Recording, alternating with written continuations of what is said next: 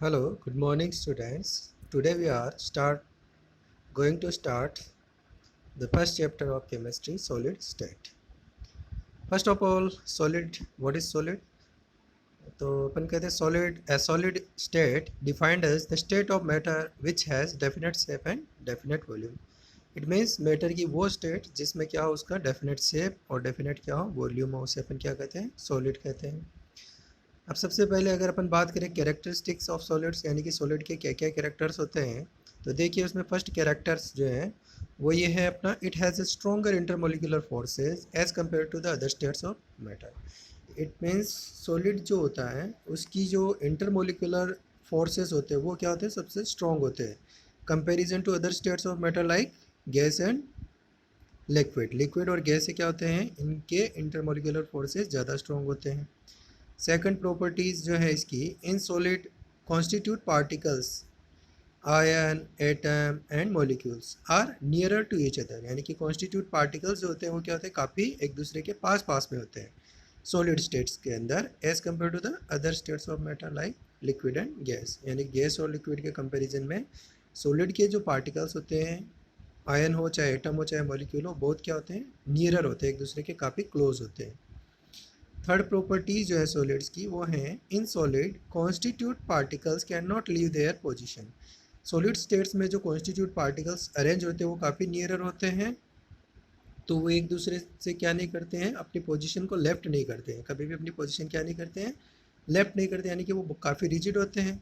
और they can just oscillate about their mean position, यानी अपनी मीन पोजीशन पे सिर्फ क्या हो सकते हैं, ऑसिलेट हो सकते हैं, इसके अलावा अपनी पोजीशन कभी भी लेफ्ट नहीं करते हैं। And the next properties of solid is solid are rigid, least compressible, यानी कि solid क्या होते हैं, काफ़ी rigid होते हैं और इनमें compressibility क्या होती है, बहुत ही कम पाई जाती है, यानी कि इनको compress नहीं किया जा सकता है। नेक्स्ट जो है, solids have greater density than liquid and gases. Solid की जो डेंसिटी होती है वो क्या होती है, काफ़ी ज़्यादा होती है, क्योंकि इनके मॉलिक्यूल काफ़ी पास पास में होते हैं, तो डेंसिटी भी क्या होगी, काफ़ी हायर होती है कंपेयर टू लिक्विड और गैस के। तो ये तो हुई कैरेक्टरिस्टिक्स ऑफ सॉलिड, यानी सॉलिड के क्या क्या कैरेक्टर्स होते हैं जो अपन छोटी क्लास में पढ़ चुके हैं। अब नेक्स्ट है क्लासिफिकेशन ऑफ सॉलिड्स। सॉलिड्स को किस तरीके से क्लासीफाइड किया गया है, तो सॉलिड्स को मेनली टू टाइप में अपन क्लासीफाइड करते हैं, crystalline solids and amorphous solids. अब देखिए क्रिस्टलाइन का मतलब क्या होता है। अब क्रिस्टलाइन को भी अपन फर्दर 4 पार्ट में डिवाइड करते हैं, उनमें आयनिक, कोवेलेंट, मेटेलिक और मोलिकुलर सॉलिड्स आते हैं। अब सबसे पहले देखिए कि क्रिस्टलाइन सॉलिड्स क्या होते हैं। तो a solid is said to be crystalline if the constitute particles of solid are arranged in a definite geometric pattern, यानी कि सॉलिड, क्रिस्टलाइन सॉलिड वो होंगे जिनमें जो कॉन्स्टिट्यूट पार्टिकल्स होते हैं वो क्या होते हैं, डेफिनेट अरेंजमेंट में होते हैं। डेफिनेट अरेंजमेंट का मतलब एक फिक्स अरेंजमेंट में 3 डायमेंशन में उनका पैटर्न अरेंज होता है। यानी कि सॉलिड के जो पार्टिकल्स होते हैं क्रिस्टलाइन फॉर्म में, उनमें कॉन्स्टिट्यूट पार्टिकल क्या होते हैं, काफ़ी एक सिमिलर वे में अरेंज होते हैं, यानी कि 3 डायमेंशन में उनका अरेंजमेंट क्या होता है, फिक्स अरेंजमेंट होता है। जैसे कि examples quartz, diamond, graphite, sodium chloride, zinc sulphide, copper, iron, brass, ice, monoclinic sulphur etcetera. तो ये कई तरह के जितने भी क्वार्ट्ज क्रिस्टलाइन सॉलिड्स होते हैं, सबसे ज़्यादा अपने को यही देखने को मिलते हैं क्रिस्टलाइन सॉलिड। तो इनमें जो ज्योमेट्रिकल अरेंजमेंट होता है कॉन्स्टिट्यूट पार्टिकल्स का, वो क्या होता है, फिक्स मैनर में होता है। जैसे कि अपन इस तरीके से समझ सकते हैं कि जो क्रिस्टलाइन सॉलिड्स होते हैं उनका अरेंजमेंट, जैसे कि आपका ए पार्टिकल है, ए के बाद बी पार्टिकल है, तो ये ए जो पार्टिकल है, ये ए पार्टिकल के बाद क्या होगा, बी होगा, फिर ऐसे वापस क्या होगा, जैसे ए है, तो इनका क्या होता है, अरेंजमेंट जो होता है वो क्या होता है, एक फिक्स पैटर्न में अरेंज होते हैं। यानी कि इनका 3 डायमेंशन में जो इनके कॉन्स्टिट्यूट पार्टिकल्स होंगे वो फिक्स मैनर में अरेंज होंगे। ठीक है, तो ये तो हो गए अपने क्रिस्टलाइन सॉलिड्स। अब बात करेंगे अपन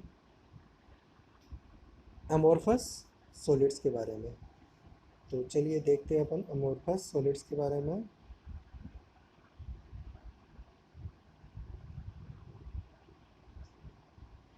अब देखिए अपन बात करते हैं अमोर्फस सॉलिड्स के बारे में।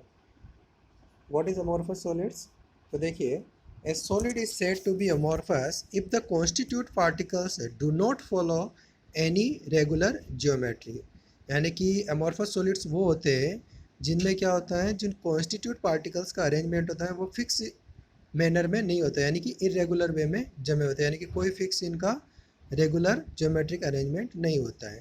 तो इसके एग्जांपल्स क्या क्या हैं, जैसे ग्लास है, प्लास्टिक है, रबर है, वुड है, एक्सेट्रा। तो ये सारे क्या कहलाते हैं, अमॉर्फस सॉलिड्स। अब देखिए इनमें किस तरीके से अपन समझे कि इरेगुलर वे में अरेंज होते हैं। तो देखिए जैसे कि ये आपका ए है, ये आपका बी है, ये आपका सी है। तो ऐसा ज़रूरी नहीं कि यहाँ पे ए ही आए, यहाँ पे क्या हो सकता है, बी भी हो सकता है या कुछ भी हो सकता है। तो जैसे ये ए है तो ए के बाद बी, सी, डी, सॉरी यहाँ पे वापस ए आ गया, मान लो इसके बाद बी की जगह क्या आ जाए, बी आ गया, फिर सी आ गया, इधर क्या हो सकता है, बी हो सकता है, ए हो सकता है, कोई मतलब एक फिक्स अरेंजमेंट नहीं होता है इनका। इनको अपन कह सकते हैं एमॉर्फस सॉलिड्स, यानी कि 3 डायमेंशन में जो इनके कॉन्स्टिट्यूट पार्टिकल्स होते हैं वो क्या नहीं होंगे, फिक्स वे में अरेंज नहीं होंगे। तो ग्लास है और आपके जितने भी प्लास्टिक, रबर, वुड एक्सेट्रा, ये अमॉर्फस सॉलिड्स कहलाते हैं। अब बात करते हैं अपन इनके दोनों के कंपैरिजन की, कि अगर अपन इनके कंपैरिजन की बात करें तो इनमें अपने को क्या क्या कंपैरिजन सॉलिड्स में देखने को मिलते हैं, क्रिस्टलाइन और अमॉर्फस सॉलिड्स में। तो देखिए सबसे पहले क्रिस्टलाइन सॉलिड की बात करें तो constitutes particle are arranged in fixed geometrical pattern, यानी कि क्रिस्टलाइन सॉलिड में जो कॉन्स्टिट्यूट पार्टिकल होते हैं वो क्या होते हैं, एक फिक्स ज्योमेट्रिकल पैटर्न में अरेंज्ड होते हैं। जबकि अमॉर्फस सॉलिड्स में क्या होता है, there is no regular geometry of constitute particles, यानी कि इनकी जो ज्योमेट्री होती हैं कॉन्स्टिट्यूट पार्टिकल्स की वो क्या होती हैं, रेगुलर वे में नहीं होती, यानी कि इनके पार्टिकल क्या होते हैं, इरेगुलर वे में अरेंज्ड होते हैं अमॉर्फस सॉलिड्स में। ठीक है, नेक्स्ट प्रॉपर्टीज़ है, क्रिस्टलाइन सॉलिड्स जो होते हैं इनमें लॉन्ग रेंज ऑर्डर होता है, यानी कि इनकी जो प्रॉपर्टीज़ होती हैं वो क्या होती है, लॉन्ग रेंज ऑर्डर होती है। लॉन्ग रेंज ऑर्डर का मतलब काफ़ी दूर तक अगर अपन देखें इनकी प्रॉपर्टीज़, मतलब एक अगर अपन एक बड़ा अपन पार्टिकल कोई उठाते हैं जैसे, तो मान लो जैसे कि अपन ने क्या लिया, एक क्रिस्टलाइन सॉलिड इस तरीके से लिया है, तो इनमें क्या होगा, इनका जो पैटर्न होगा अरेंजमेंट का, अगर एक वे से दूसरी तरफ अपन चलते हैं तो इनके पूरे जो लॉन्ग रेंज ऑर्डर में अगर अपन देखेंगे तो पूरा पैटर्न क्या होगा, एक तरीके से फिक्स्ड अरेंजमेंट में होगा। लेकिन जो आपके एमॉर्फस सॉलिड्स होते हैं इनमें लॉन्ग रेंज ऑर्डर नहीं होगा, इनमें क्या होता है, या तो शॉर्ट रेंज ऑर्डर होता है या ऑर्डर भी प्रेजेंट नहीं होता है, यानी कि इनके जो अरेंजमेंट होता है या तो पार्टिकल्स का थोड़ा बहुत डेफिनेट वे में हो सकता है, लेकिन लॉन्ग रेंज ऑर्डर क्या नहीं होगा इनका, अरेंजमेंट, यानी कि पार्टिकल्स का लॉन्ग अरेंजमेंट ऑर्डर नहीं होता है। नेक्स्ट है क्रिस्टलाइन सॉलिड्स में, it has fixed shape generally with edges, यानी कि इनके जो एजेस होते हैं वो क्या होते हैं, फिक्स शेप में होते हैं, यानी कि अगर अपन इनको क्या करें, कट करें नाइफ से या किसी से, तो आपको क्या मिलेगा, एक स्मूथ सरफेस इसमें देखने को मिलेगी आपको। जबकि जो एमॉर्फस सॉलिड्स होते हैं इनको अपन किसी से भी कट करेंगे तो अपने को स्मूथ सरफेस नहीं मिलेगी, यानी कि इनका कोई भी फिक्स एज नहीं होते, इनके फिक्स एजेस नहीं होते हैं। जबकि जो क्रिस्टलाइन सॉलिड्स होते हैं इनके क्या होते हैं, फिक्स्ड एजेस होते हैं, यानी कि शार्प कट करने पर अपने को स्मूथ सरफेस वाले एजेस मिलेंगे। नेक्स्ट है क्रिस्टलाइन सॉलिड्स में, it has definite heat of fusion, यानी कि क्रिस्टलाइन सॉलिड्स जो होते हैं इनका एक फ्यूज़न, यानी कि किसी फिक्स टेम्परेचर पे क्या होंगे, फ्यूज़ होना स्टार्ट हो जाएंगे, यानी इनका जो हीट एनर्जी है, एक फिक्स हीट एनर्जी एब्जॉर्ब करने के बाद ये क्या होंगे, फ्यूज़ होना स्टार्ट हो जाते हैं। जबकि अमॉर्फस सॉलिड्स होते हैं इनमें कोई definite heat of fusion present नहीं होती, यानी कि किसी भी टेम्परेचर पे क्या हो सकते हैं, ये फ्यूज़ हो सकते हैं। तो इनका कोई फिक्स टेम्परेचर या हीट एनर्जी रिक्वायर्ड नहीं होती है, किसी भी टेम्परेचर पे क्या हो सकते हैं, ये फ्यूज़ होना स्टार्ट हो सकते हैं। नेक्स्ट देखिए शार्प मेल्टिंग पॉइंट, यानी कि जो क्रिस्टलाइन सॉलिड्स होते हैं इनके एकदम फिक्स मेल्टिंग पॉइंट होते हैं, जैसे कि NaCl है तो एक फिक्स टेम्परेचर पे क्या होता है, मेल्ट होना स्टार्ट होता है। लाइक जैसे NaCl यानी नमक जो होता है उसका 830 डिग्री सेल्सियस टेम्परेचर होता है जिसपे वो क्या करेगा, मेल्ट होना स्टार्ट हो जाएगा। ऐसे अगर अपन एमॉर्फस सॉलिड्स की बात करें तो देखिए it melts over A range of temperature, यानी कि किसी लंबी रेंज में क्या होंगे, ये मेल्ट होना स्टार्ट हो जाएंगे। जैसे आपका प्लास्टिक होता है, प्लास्टिक क्या करता है, 50 डिग्री से 100 डिग्री या 120 डिग्री किसी भी टेम्परेचर पे क्या हो सकता है, वो मेल्ट हो सकता है। लेकिन अगर अपन क्रिस्टलाइन सॉलिड्स की बात करें तो एक फिक्स टेम्परेचर पे क्या होंगे, वो मेल्ट होते हैं। जबकि जो एमोर्फस सॉलिड्स होते हैं ये वाइड रेंज में क्या होते हैं, मेल्ट होते हैं, किसी भी टेम्परेचर पर मेल्ट होना स्टार्ट हो जाएंगे और माउल्ड होंगे। पहले तो क्या होंगे, ये माउल्ड हो जाएंगे, फिर ये क्या होंगे, ब्लो होना स्टार्ट हो जाएंगे, जो कि डिफरेंट शेप्स में ये ब्लो होंगे। नेक्स्ट सॉलिड्स में देखिए, क्रिस्टलाइन सॉलिड्स में it is anisotropic, that is properties are not same in all direction. Anisotropic का मतलब ये होता है कि एक जो प्रॉपर्टीज़ अगर अपन इनके देखें तो सभी डायरेक्शन में क्या नहीं होती हैं, सेम नहीं होती है। एनाइसोट्रोपिक का मतलब ये होता है, देखिए crystalline solids are anisotropic in nature, that is some of their physical properties like electrical resistance और refractive index show different values when measured along different direction in the same crystal. यानी कि same crystals में अगर हम उनकी physical properties को measure करें, जैसे कि रिफ्रैक्टिव इंडेक्स है या फिर रेजिस्टेंस है, तो अपने को एक फिक्स रेजिस्टेंस उनमें देखने को नहीं मिलेगा। यानी कि अलग अलग, जैसे कि इसे मैं बताता हूँ आपको, देखिए जैसे कि ये इस वे में अगर आपके पार्टिकल्स अरेंज है, जैसे ये एक फिक्स पार्टिकल अरेंज है, तो ये जो है जैसे ए पार्टिकल है आपके सारे, इधर आपके ये सारे क्या हो गए, ए पार्टिकल, ये बी पार्टिकल हो गए।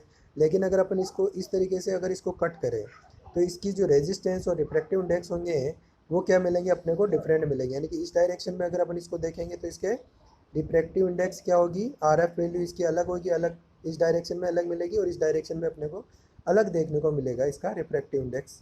ऐसे रेजिस्टेंस की भी बात करेंगे तो एनाइसोट्रोपिक में जो रेजिस्टेंस होगा वो भी क्या होगा, इस डायरेक्शन में रेजिस्टेंस अलग मिलेगा और इस डायरेक्शन में आपको रेजिस्टेंस अलग मिलेगा। तो इसका कहने का मतलब ये है कि अलग अलग डायरेक्शन में इनकी जो प्रॉपर्टीज़ होती है वो क्या होगी, डिफरेंट होगी, यानी कि सेम प्रॉपर्टीज़ नहीं होती है। लेकिन आइसोट्रोपिक प्रॉपर्टीज़ की बात करें तो सभी डायरेक्शन में क्या होंगे, इनके सेम होंगे। जैसे इनके पार्टिकल का जो अरेंजमेंट होता है वो इस तरीके से है, तो जैसे ए बी सी या इधर ए है, बी है या इधर सी है, या जिस तरीके से भी अरेंज है, तो अपन जिस डायरेक्शन में इधर जाएं या चाहे इधर जाएं, सभी डायरेक्शन में पार्टिकल्स का जो अरेंजमेंट है वो आपको क्या मिलेगा, लगभग सिमिलर। यानी कि इनकी प्रॉपर्टीज़ क्या मिलेगी, आपको सेम मिलेगी। यानी कि रेजिस्टेंस जैसे अपन देखेंगे तो वो सभी डायरेक्शन में भी सेम होगा और रिफ्रैक्टिव इंडेक्स को भी देखा जाए तो सभी डायरेक्शन में क्या होगी, सेम होगी। तो आइसोट्रोपिक का मतलब क्या हुआ, आइसो का मतलब सेम, यानी कि इनकी प्रॉपर्टीज़ क्या होगी, सभी डायरेक्शन में सेम होती है। और एन आइसोट्रोपिक का मतलब जिनकी प्रॉपर्टीज़ क्या हो, डिफरेंट हो, अलग अलग डायरेक्शन में प्रॉपर्टीज़ अलग अलग देखने को मिलती है। नेक्स्ट है, it shows cleavage plane surface after cutting.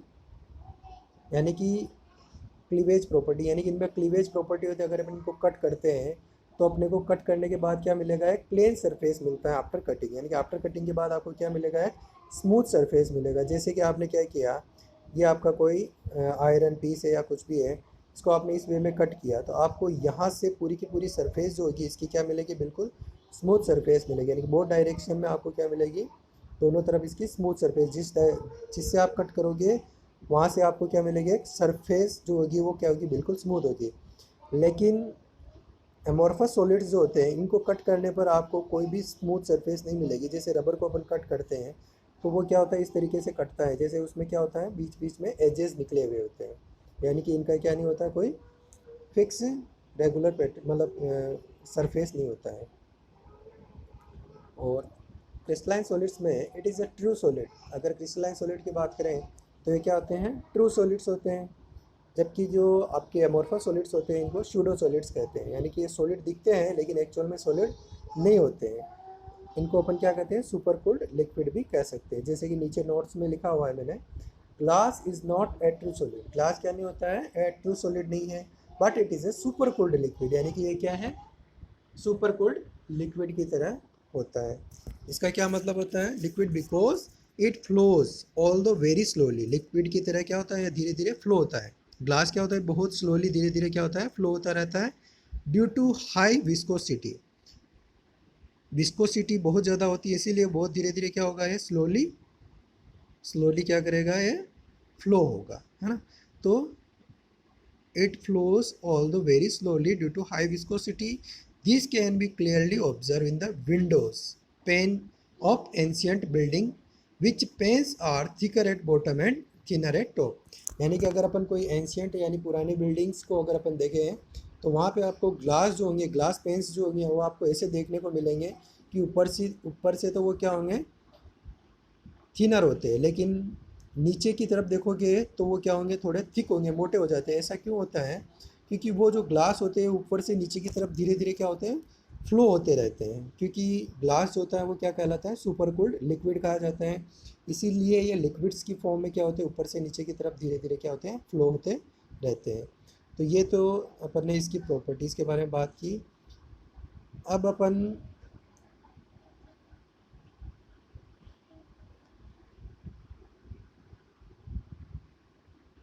अब देखिए इसकी जो एक दो कैरेक्टर्स और हैं वो, a crystalline solid can be converted into amorphous solid by melting it and then by rapidly cooling it.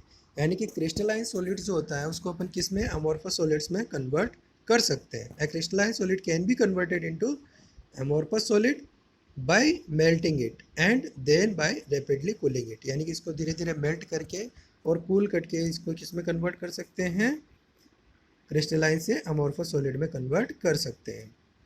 Next, an amorphous solid can be converted into crystalline solid. और एक अमोर्फस सॉलिड को भी अपन किस में convert कर सकते हैं, crystalline solid में, by heating it and then cooling it. यानी कि पहले इसको हीट करेंगे, फिर इसको क्या करेंगे, कूल करेंगे। It slowly under high pressure, और धीरे धीरे इसका प्रेशर क्या करेंगे, प्रेशर ज़्यादा रखना पड़ेगा, और धीरे धीरे पहले हीट करेंगे फिर इसको कूल करके प्रेशर ज़्यादा रखेंगे तो ये क्रिस्टलाइन सॉलिड में कन्वर्ट हो जाएगा। एक अमोर्फस सॉलिड को क्रिस्टलाइन सॉलिड में कन्वर्ट किया जा सकता है, और एक अमोर्फस सॉलिड को, एक क्रिस्टलाइन सॉलिड को अमोर्फस में और अमोर्फस को क्रिस्टलाइन सॉलिड में कन्वर्ट किया जा सकता है। और नेक्स्ट है, glass object from ancient period turns milky due to some crystallisation. जो ग्लास ऑब्जेक्ट होते हैं एंशियंट पीरियड के यानी पुराने टाइम के, वो धीरे धीरे क्या होते हैं, मिल्की होना स्टार्ट हो जाते हैं। ऐसा इसलिए होता है क्योंकि उनमें क्रिस्टलाइजेशन नेचर आ जाता है। Due to heating during day, यानी कि दिन के समय वो क्या होते हैं, गर्म होते रहते हैं ग्लास, और शाम के टाइम या रात को क्या होते हैं, वो ठंडे होते रहते हैं। तो इससे क्या होता है, धीरे धीरे जो अमोर्फस या ग्लास जो होता है पहले अमोर्फस नेचर का होता है, लेकिन उस ग्लास की प्रॉपर्टी चेंज होकर धीरे धीरे मिल्की कलर में कन्वर्ट हो जाती है, यानी कि वो क्रिस्टलाइन सॉलिड में कन्वर्ट हो जाता है। तो ये आपके हो गए क्रिस्टलाइन अमोर्फस सॉलिड्स के बारे में बात होगी अपनी। अब अपन बात करेंगे नेक्स्ट वीडियो में